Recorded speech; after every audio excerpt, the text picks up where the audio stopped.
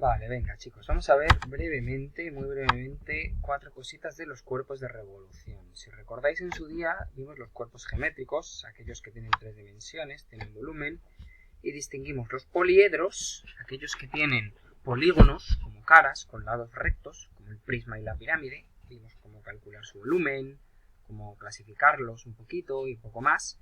Y después los cuerpos redondos, también llamados muchas veces cuerpos de revolución, que son sobre todo estos tres que vamos a ver: cilindro, cono y esfera. Entonces dejadme que baje, estos eran los prismas y las pirámides, ¿vale? Perdonad el mareo. Vamos a ver estos tres cuerpos de revolución. Cuando decimos revolución en este tipo de figuras, no quiere decir que haya nadie revolucionario, ¿eh? No tiene nada que ver con la revolución francesa ni con la revolución rusa. Una revolución es una vuelta, algo que gira. Igual que cuando hablamos de las revoluciones por minuto, que tiene algo que gira, ¿no? A tantas revoluciones por minuto, ¿vale? O que un coche se pone a no sé cuántas revoluciones, ¿vale? Eso es el giro del mecanismo mecánico del coche o de lo que sea que gire. Una revolución es un giro. ¿Por qué se les llama cuerpos de revolución? ¿Qué es lo que gira en estos cuerpos? Bueno, pues vamos a pensar en un cilindro. Pensad en este rectángulo y que está clavado a un eje. Esto es como una banderita, ¿no? Y este es el eje, el palo que sujeta la banderita. Si hacemos girar esto en torno a este eje, aquí está el giro, dejamos este eje fijo en su posición, pero lo hacemos girar, este rectángulo me va a ir generando en su parte externa un cilindro. Este punto se va a ir moviendo por aquí, por aquí, por aquí, por aquí, por aquí, hasta vuelta, y en ese giro me va a generar, la palabra generar es importante porque luego lo hablemos de la generatriz, ¿vale? Este lado, que es el que me genera la superficie externa, me provoca, me produce, ¿vale? La superficie externa del cilindro se va a llamar generatriz, luego le damos nombre a todo, ¿vale? Entonces, si giramos un rectángulo o un cuadrado, si fuera un cuadrado, pues simplemente tendría el radio, tendría el radio igual a la altura, ¿no? ¿Vale? Si fuera un cuadrado, pero de forma más general, un rectángulo, tenemos un cilindro. Si lo que hacemos girar es un triángulo rectángulo, que este ángulo sea recto, no tiene por qué ser isósceles, equilátero no puede ser, ¿no? Un triángulo rectángulo no puede ser equilátero. Si os acordáis, los triángulos equiláteros tienen ángulos de 60 grados todos. Este es de 90. Podría ser isósceles si este fuera igual a este, ¿no? ¿Vale? Pero este no lo es, este es escaleno, ¿vale? Bueno, si de nuevo lo cogemos así como si fuera una banderita, esta es la banderita y este es el palo al que está atada la banderita, y hacemos girar el palo con la mano, ¿vale? Sin moverlo de posición.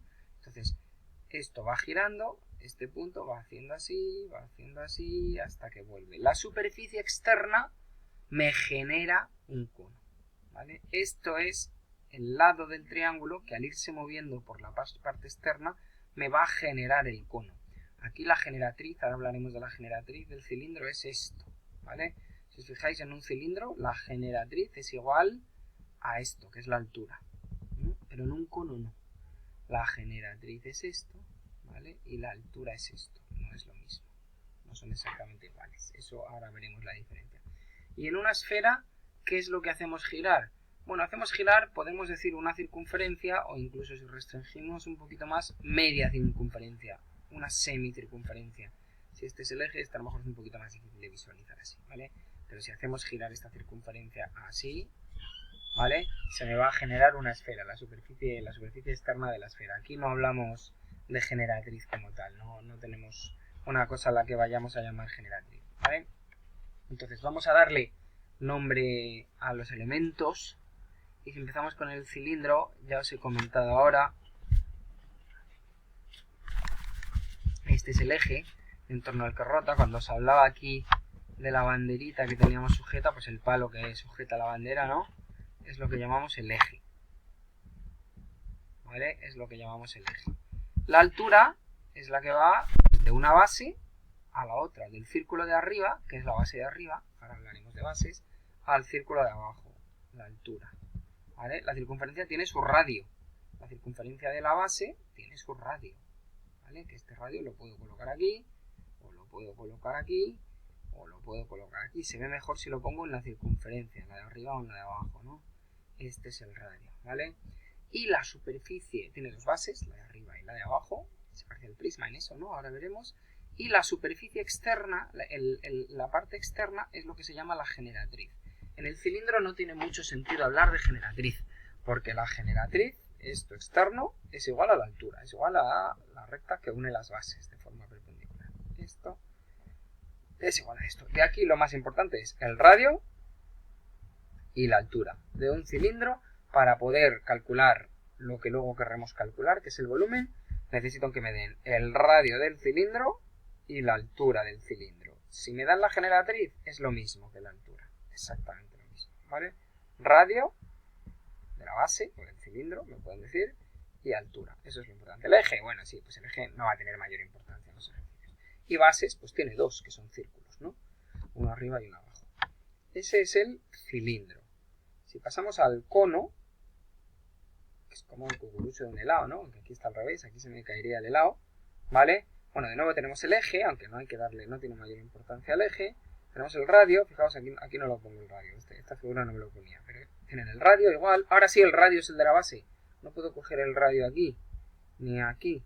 El radio lo tengo que coger en la base porque según subo va siendo más pequeño. En el cilindro no pasaba eso, ¿no? En el cilindro el radio me lo pueden dar aquí, o me lo pueden dar a mitad del cilindro, ¿no? Lo que va de la altura central del eje al lado, ¿no? A la generatriz, es el cilindro. En el cono me lo tienen que dar en la base, ¿vale? Entonces, radio a altura del vértice superior a la mitad de la base de forma perpendicular, y generatriz es el lado del triángulo que al hacer girar me genera el cono. Entonces, radio, altura, generatriz. Si os fijáis, radio, altura y generatriz me forman un triángulo rectángulo, con lo cual ya podéis esperar que en estos ejercicios habrá que usar el teorema de Pitágoras. Ahora en un ratito lo vemos, uno de los ejemplos. Sin embargo, en el cilindro no. Aquí no hay triángulo rectángulo que valga por ningún lado. Podría trazarlo así.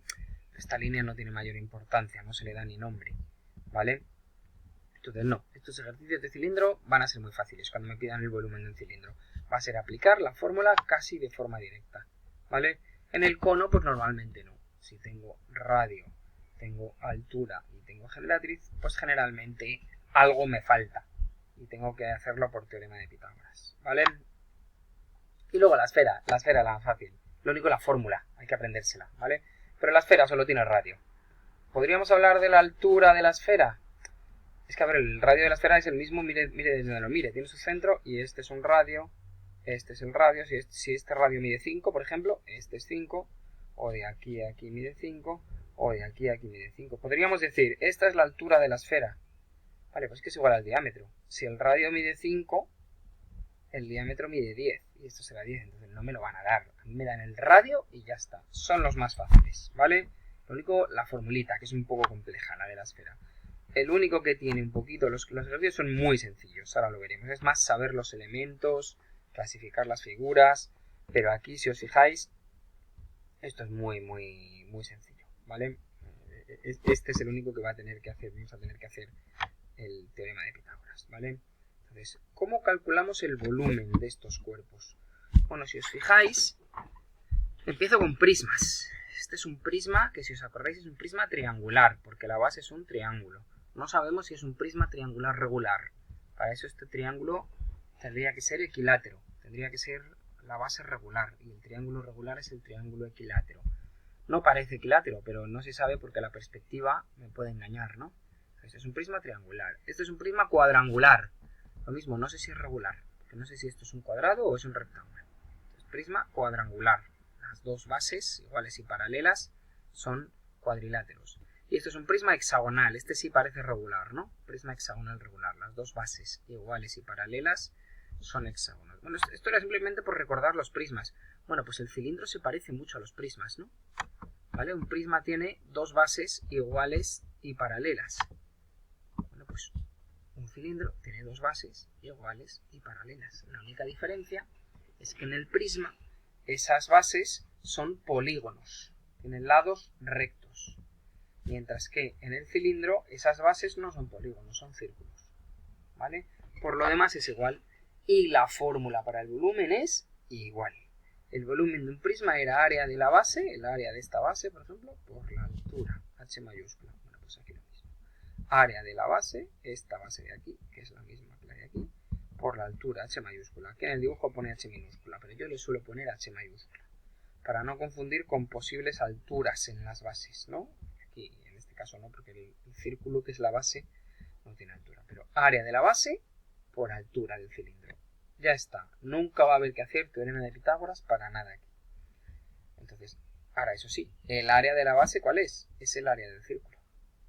Y el área del círculo, si recordáis de hace un poquito ya, es pi por r al cuadrado. Entonces, lo único que tienes que hacer es, te dan el radio del cilindro y la altura. Si esto mide 5, pues tú que calculas, el área de la base es 3,14 por 5 al cuadrado. 3,14 por 25. La pones aquí lo que te dé y lo multiplicas por la h, que será 10, pues por 10. Volumen, centímetros cúbicos. Área, centímetros cuadrados. Así de sencillo, ¿eh? No tiene el más mínimo misterio. Ahora hago un ejemplito, ¿vale? Vamos a ver las fórmulas primero y vemos un ejemplo. Conos y pirámides. Bueno, si el cilindro se parecía mucho a los prismas, porque tenía dos bases iguales y paralelas, el cono es evidente que a quien se parece es a las pirámides. Tenemos una base y tenemos un vértice superior. Esto era una pirámide, si os acordáis, triangular, porque la base era un triángulo. Esto era una pirámide cuadrangular. La base era un cuadrilátero. No sabemos si es regular o no, aunque esta no tiene pinta. Esta era una pirámide pentagonal, regular en este caso, porque el pentágono de la base es un pentágono regular. Esta era una pirámide hexagonal.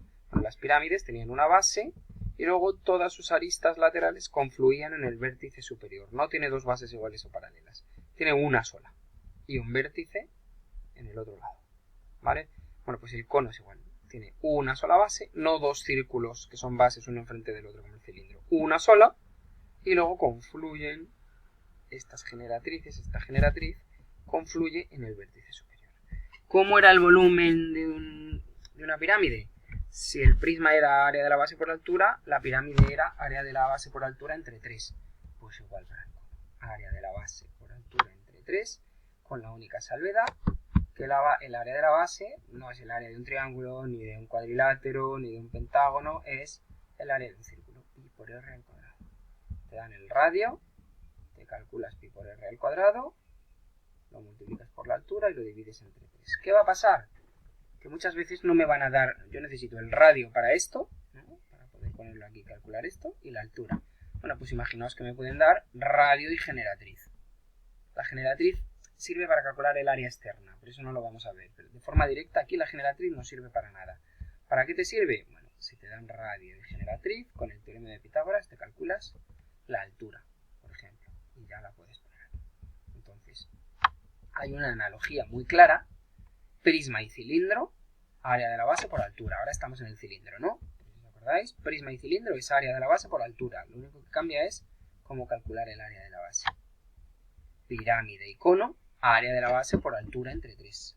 ¿Vale? Y lo único que cambia es pues, que en vez de ser el área de un cuadrado, de un pentágono, es el área de un círculo. ¿Vale? Que aquí pues, muchas veces habrá que hacer teorema de Pitágoras, ¿vale? Para sacarme o la altura o el radio. La esfera. La esfera es el más sencillo, solo que hay que aprenderse una fórmula más. Estas no son fórmulas nuevas, ¿eh? El área de la base pi r cuadrado es el área del círculo. Y luego es el volumen del prisma me vale para el cilindro, el volumen de la pirámide me vale para el cono. Esta sí es nueva. Esfera. No sé por qué la he puesto dos veces, ¿vale? En fin, me basta con una, evidentemente. ¿Vale?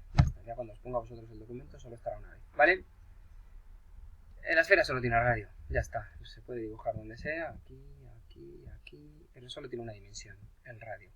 Pues 4 pi r cubo partido por 3. Ah, no, ya sé por qué os había puesto esta fórmula. Sí, no es la misma. Es la misma, pero no.